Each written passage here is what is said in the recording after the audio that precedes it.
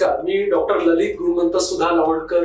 मी गेले 7 वर्षांपासून मुंबई नाका येथे नाशिक येथे गुणवंत चाइल्ड हार्ट केअर सेंटर येथे बाल हृदयरोग तज्ञ इंटरव्हेन्शनल पीडियाट्रिक कार्डिओलॉजिस्ट म्हणून कार्यरत आहे। आज आपण जाणून घेणार आहोत हृदयाला असलेल्या जन्मता असलेल्या आजाराबद्दल, ज्याला पीडीए किंवा पेटंट डक्टस आर्टेरियोसिस असं म्हटलं जातं। पीडीए बद्दल जाणून घेण्याच्या आधी आपण आज थोडंसं बघून घेऊया की हृदयाची नेमकं रचना आणि कार्य कसं असतं। तर नॉर्मल हृदयाला हे असे 4 कप्पे असतात, 1, 2, 3 आणि 4। ही झाली हृदयाची उजवी बाजू आणि ही डावी बाजू। उजव्या बाजूला सगळ्या शरीरातलं निळं रक्त येतं, ते खालच्या कप्प्यातून ह्या निळ्या रक्तातून छातीकडे नेलं जातं आणि छातीकडनं शुद्ध होऊन डाव्या वरच्या कप्प्यातून खालच्या कप्प्यातून त्या लाल रंगाच्या रक्तातून पूर्ण शरीरभर हे रक्त पसरवलं जातं। तर पेटंट डक्टस आर्टेरियोसिस म्हणजे काय आजार आहे की ही निळी रक्तवाहिनी आणि ही लाल रक्तवाहिनी ह्या दोघांच्या मध्ये असणारी एक्स्ट्रा रक्तवाहिनी, अतिरिक्त रक्तवाहिनी, ही रक्तवाहिनी प्रत्येक बाळामध्ये जन्माच्या आधी असते। हिची गरज गर्भामध्ये असताना प्रत्येक बाळाला असते, कारण की बाळ जन्माच्या आधी श्वास घेत नाही, त्याला जे काही रक्त आईकडनं येतं ते शुद्ध रक्त ह्या ठिकाणी येतं। ते रक्त खालच्या कप्प्यातून जाऊन ह्या छातीकडे जाण्याचं काही प्रयोजन नसतं, कारण की लंग्सने स्वतः काम सुरू केलेलं आहे। लंग्सला फक्त 7% रक्ताची गरज असते, तेवढं रक्त ह्या रक्तवाहिनीतनं लंग्सकडे पाठवलं जातं। उरलेलं अतिरिक्त सगळं रक्त ह्या एक्स्ट्रा रक्तवाहिनीतनं सगळ्या शरीरभर पसरवलं जावं, ह्या कार्यासाठी ह्या अतिरिक्त रक्तवाहिनीची गरज असते। आता ही रक्तवाहिनी जन्माच्या आधी गरजेची आहे। जन्मानंतर बाळा जेव्हा पहिला श्वास घेतात त्यावेळेस ह्या रक्तवाहिनीची गरज नाही, कारण हे रक्त जे नॉर्मल सर्क्युलेशन नुसार इकडनं सुरू होणार आहे, तर ही रक्तवाहिनी कार्यरत जर राहिली तर छातीकडून सगळ्या शरीरात रक्त न्यायचं नाही आणि डाव्या बाजूचे प्रेशर्स जन्मानंतर हाय होऊन जातात, तर ह्या रक्तवाहिनीचं काहीही प्रयोजन नाही। नैसर्गिकचीच अशी किमया आहे की आपसुकच पहिले 24 ते 48 तासांमध्ये ही अतिरिक्त रक्तवाहिनी बंद होऊन जाते।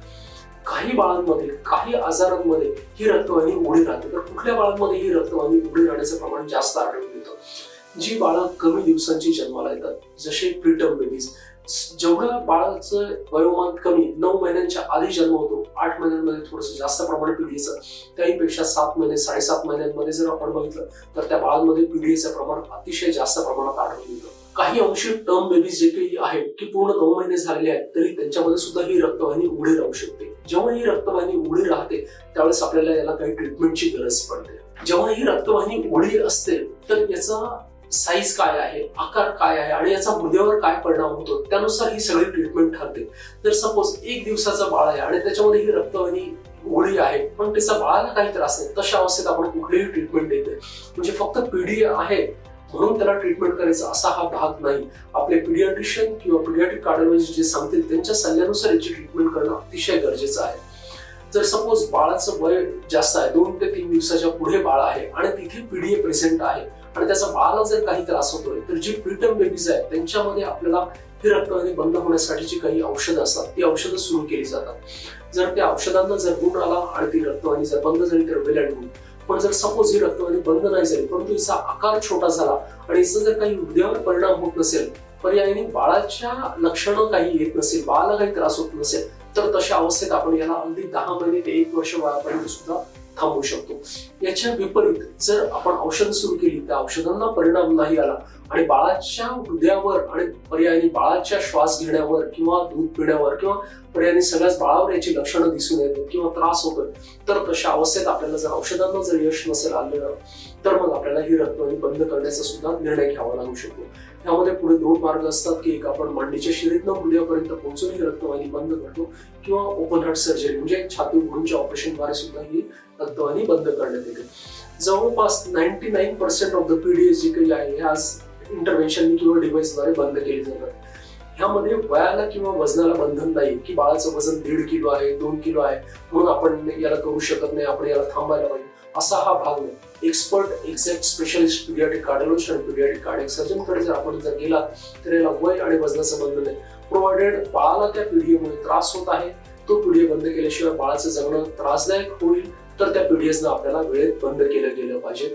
त्याला नो मॅटर वजन किती आहे, अगदी 800 ग्रॅम ते 1 किलोच्या वजनाच्या बाळांमध्ये सुद्धा डिव्हाइसने ही पीडीएस बंद केले जातात। पण प्रोव्हाइडेड काय की पहिले मेडिकल ट्रीटमेंट मॅनेजमेंट ॲडिक्वेट झालेले, त्याला यश नाही आलेलं आहे, तर आणि तरच सर्जिकल किंवा इंटरव्हेन्शनला आपण जातो, अन्यथा आपण मेडिकल मॅनेजमेंटनीच वाट बघतो। दुसरं पीडीए की हा लार्ज नाहीये, मॉडरेट किंवा स्मॉल साईज आहे, परंतु पीडीए जरी प्रेझेंट आहे पण तरी बाळाचं आयुष्य व्यवस्थित सुरू आहे, बाळाचं वेट गेन व्यवस्थित होत आहे, बाळाला लक्षणं काही खूप जास्त नाही, तर अशा अवस्थेत आपण काही मेडिसिन सुरू करतो आणि वाट बघतो म्हणजे नेमकं काय करतो की थोडासा क्लोज फॉलोअप ठेवतो, मे बी 1.5 मंथ्स किंवा 1 मंथ किंवा 2 मंथ्स डिपेंडिंग अपॉन पीडीएची साईज काय आहे त्यानुसार हा रेग्युलर फॉलोअप ठेवला जातो आणि पुढच्या वयापर्यंत आपण याला थांबतो. याला जास्तीत जास्त कधीपर्यंत थांबावं तर 10 महिने ते 1 वर्ष वयापर्यंत आपण वाट बघतो.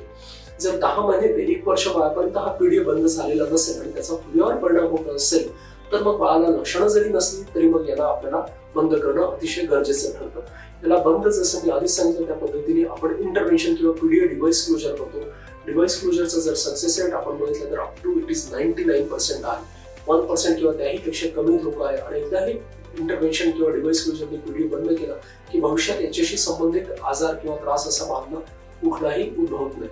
तर पेटंट डक्टस आर्टेरियोसिस हा जो आजार आहे याच्यासाठी खूप घाबरणं किंवा काळजीचा असा हा आजार नाही. याच्यासाठी योग्य वेळेत योग्य उपचार जर केले तर बाळ अतिशय निरोगी आणि सुखकर आयुष्य जगू शकतो. फक्त कुठल्या पीडीएला कुठल्या पद्धतीने बंद करायचं हे क्वालिफाईड आणि एक्सपर्ट पीडियाट्रिक कार्डिओलॉजिस्ट हेच सांगू शकतात. म्हणून आपल्या बाळाची हृदयाची जी सोनोग्राफी जी आहे ही तपासणी पीडीएसाठी किंवा दुसऱ्या कुठल्याही कारणासाठी बाल हृदयरोग तज्ञ इंटरव्हेन्शनल पीडियाट्रिक कार्डिओलॉजिस्ट यांच्याकडूनच करणं अतिशय गरजेचं आहे. हा व्हिडिओ जर आपल्याला आवडला असेल तर आपण आपल्या गरजू नातेवाईकांकडे किंवा मित्र परिवारामध्ये नक्कीच शेअर करू शकता. अधिक माहितीसाठी किंवा जन्मत असलेल्या हृदयाच्या आजारांसाठी आपण खाली दिलेल्या नंबरवर संपर्क करू शकता आणि अधिक माहिती मिळवू शकता. धन्यवाद.